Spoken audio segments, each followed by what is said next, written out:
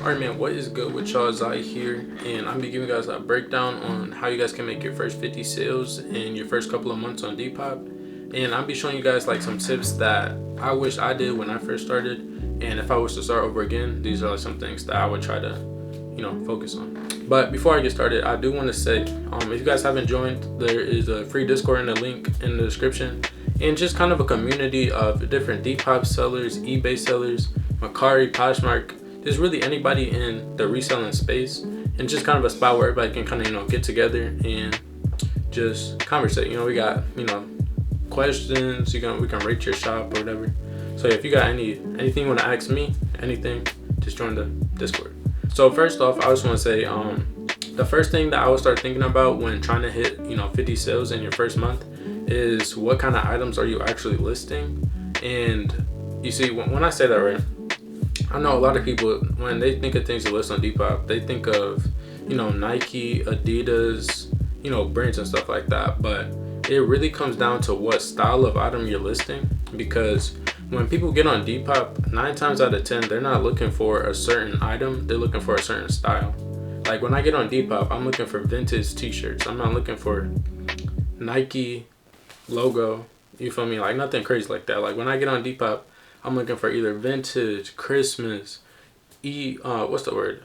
I don't even know the word. Goth, Y2K. I don't know. Those are all the like themes or styles I can kind of come up with myself. But you guys like understand what I'm saying. Like it's a lot of different styles out there, and I would kind of aim for the certain style rather than the just certain branded items. Like for me personally, I'm not even gonna lie, I sell a variety of brands and styles, but I try to keep a common theme. Like I like to sell a lot of college stuff. That's one thing that does really good for me. Especially like local colleges, like whatever college is local to you, and like as long as you're not in like a real small town, right? Any college that's like local to you, you can find those for pretty cheap, and you can sell those for like some pretty good profit. So yeah, that's the first thing I would say. It's definitely style and what style of item you're selling, and you gotta have a good item. So for the number two thing I would say is where are you actually sourcing your items. And when I say sourcing, I don't mean like where you're like how much you're buying them for. I'm saying where you're buying them from, right? So I know a lot of people, they do thrift stores, Goodwill bins, what's the other one? Garage sales, estate sales, a lot of different, sales to get different items. But for me personally, I would say the best thing that I personally use for sourcing is the Goodwill bins. And the reason why I say the Goodwill bins is I'm able to get items for only $2 a pound. So for me, a normal day, like going to the bins, what it looks like is I go in for maybe, I think 2 hours or so. And I average around 40 items every time I go. And I only end up paying $44, right? And one problem that I definitely had before was my average sale price was so low that I wasn't making as much profit as I can. But say I have a average sale price of something low. Like say I have an average sale price of only $10. If I have 44 items that I paid $44 for, I will only need to sell around 4 to 5 items out of that 40, and I'd already be in profit. So you want to start kind of thinking like that when you're trying to source your items, because I know a lot of people. I was actually talking to people about this in the Discord, right? So a lot of people, they go to the racks and like normal thrift stores and stuff like that, and they're finding these crazy items and stuff like, nice looking items, but they're paying like five to $10 per item. And when you say it like that, that's really not bad. But say you only sell it for maybe $10 to $15. That's not like that's decent. That's decent profit. Don't get me wrong, that is decent profit. But if you were to get that same item for the bins for $2 a pound, and think about it, right? A t-shirt, right?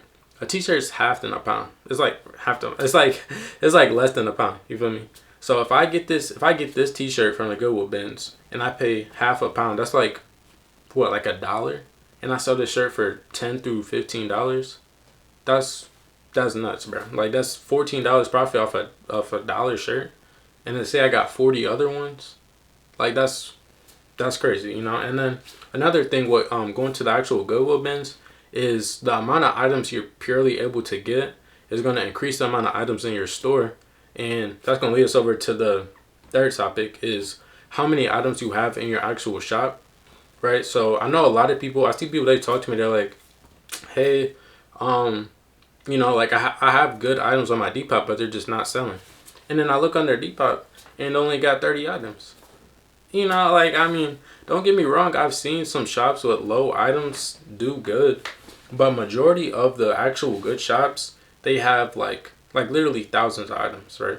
If I'm putting up a thousand listings a day, not a day, but say I list 1,000 items, I have a better chance of selling more items than someone that only has 30.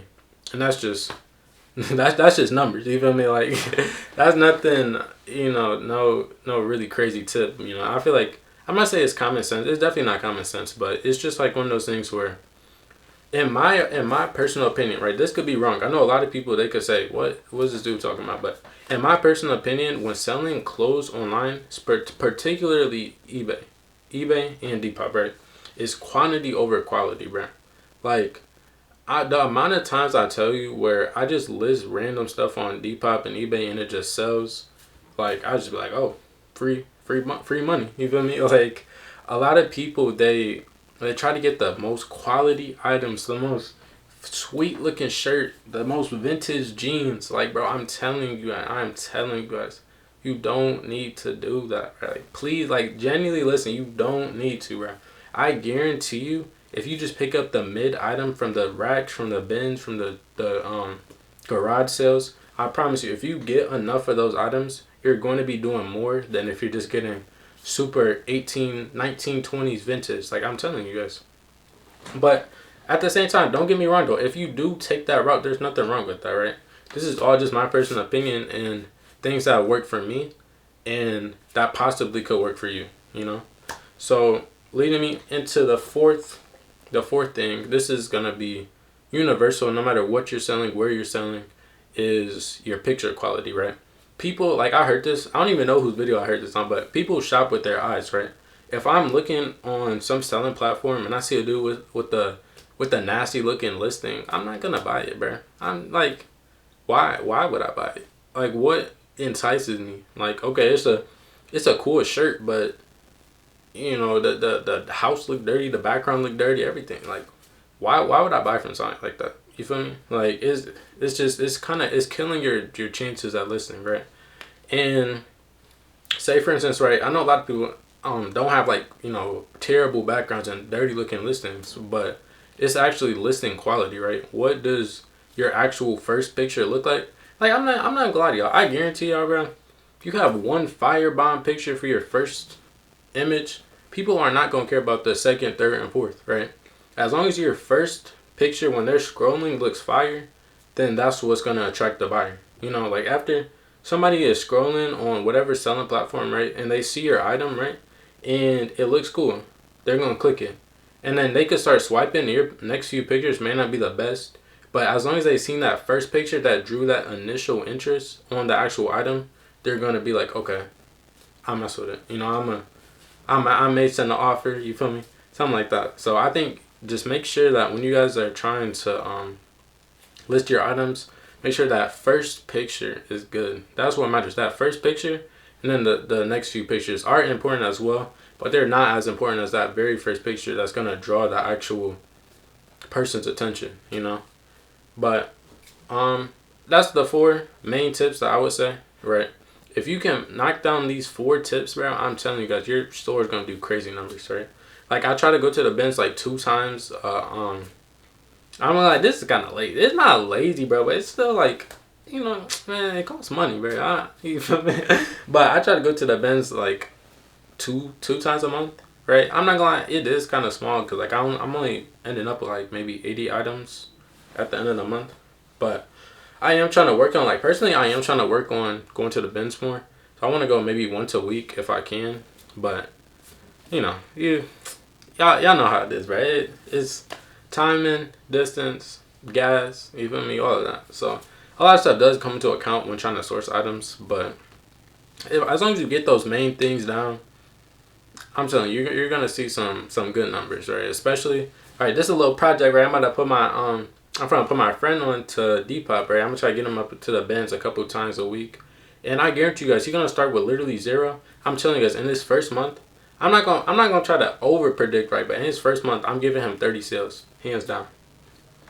Hands down, right? We can roll back the clip, right? We can roll back the clip. We can do like a case study. You feel me? But after this first month, bro, I'm telling you, he's gonna have at least 30 sales bare minimum, and he's gonna have hella inventory so that he can keep on scaling it. And you see, that's the thing with reselling and stuff like that. There's no limit, bro. Like there's no set limit on how much that you can make, because nobody is putting a set limit on how much inventory you can make other than your house.